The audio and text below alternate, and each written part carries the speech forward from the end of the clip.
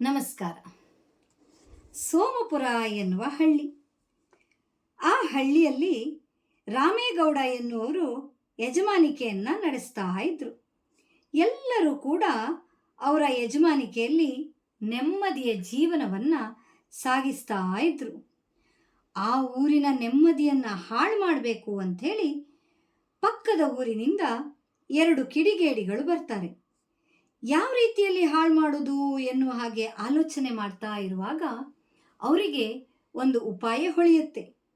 ಆ ಉಪಾಯವನ್ನು ಆ ದಿನ ರಾತ್ರಿಯೇ ಕಾರ್ಯಗತಕ್ಕೆ ತರಬೇಕು ಅಂಥೇಳಿ ಆಲೋಚಿಸ್ತಾರೆ.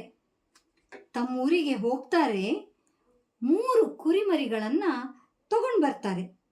ತಂದು ಅದರ ಮೇಲೆ 1, 2, 4 ಅಂತ ನಂಬರನ್ನು ಬರೆದು ರಾತ್ರಿ ಗೌಡರ ಮನೆಯ ಅಂಗಳದಲ್ಲಿ ಬಿಟ್ಟು ಹೋಗ್ತಾರೆ. ಬೆಳಿಗ್ಗೆ ಎಂದಿನಂತೆಯೇ ಎದ್ದು ಹೊರಗಡೆ ಬಂದ ಗೌಡರ ಕಾಲಿಗೆ ಏನೋ ತಾಗಿದಂತಾಯಿತು. ಏನು ಅಂಥೇಳಿ ನೋಡುವಾಗ ಅಲ್ಲೆಲ್ಲ ಕುರಿಯ ಹಿಕ್ಕೆಗಳು ಬಿದ್ದಿದ್ದವು. ಹಾಗೆಯೇ ಸ್ವಲ್ಪ ಮುಂದುವರಿದು ನೋಡಿದಾಗ ಗೌಡರ ಮೂಗಿಗೆ ಏನೋ ವಾಸನೆ ರಾಚಿತು. ಏನು ಅಂಥೇಳಿ ನೋಡುವಾಗ ಕುರಿಯ ಮೂತ್ರ. ಸರಿ, ಕುರಿ ಎಲ್ಲಿದೆ ಅಂತೇಳಿ ಹುಡುಕಿದಾಗ ಅಲ್ಲೇ ಸ್ವಲ್ಪ ದೂರದಲ್ಲಿ ಮರದ ಕೆಳಗಡೆ 3 ಕುರಿಮರಿಗಳು ಮಲ್ಕೊಂಡಿದ್ದು.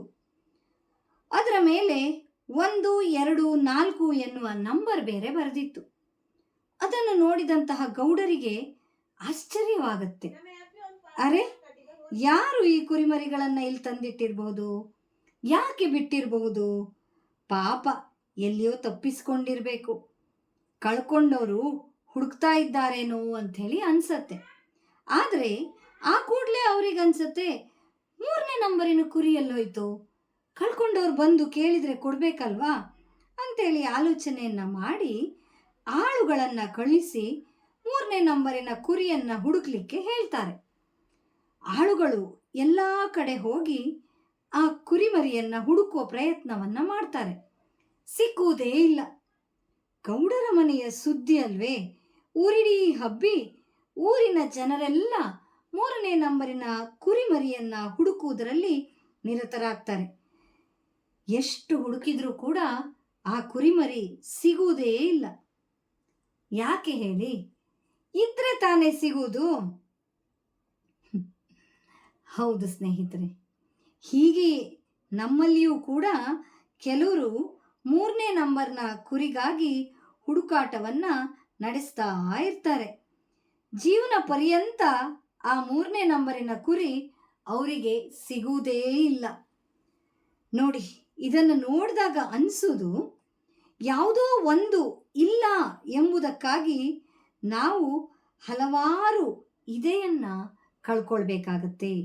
ಇದರಿಂದ ನಮ್ಮ ನೆಮ್ಮದಿ ಹಾಳಾಗಿ ಹೋಗುತ್ತೆ. ಇಂತಹ ಸಂದರ್ಭದಲ್ಲಿ ಕವಿ ಗೋಪಾಲಕೃಷ್ಣ ಅಡಿಗರು ಆಡಿದಂತಹ ಒಂದು ಕವನದ ಸಾಲು ನನಗೆ ನೆನಪಾಗುತ್ತೆ. ಇರುವುದೆಲ್ಲವ ಬಿಟ್ಟು ಇರದುದರೆಡೆಗೆ ತುಡಿಯುವುದೇ ಜೀವನ ಎಂಬುದಾಗಿ. ಎಷ್ಟು ನಿಜ ಅಲ್ವಾ? ಅದನ್ನು ಬಿಟ್ಟು ಪಾಲಿಗೆ ಬಂದದ್ದು ಪಂಚಾಮೃತ ಎನ್ನುವ ಹಾಗೆ ಸ್ವೀಕರಿಸಿ ಜೀವನವನ್ನು ಸಾಗಿಸಿದರೆ ನೆಮ್ಮದಿಯ ನಾಳೆಗಳು ನಮ್ಮದಾಗ್ತವೆ. ನಮಸ್ಕಾರ.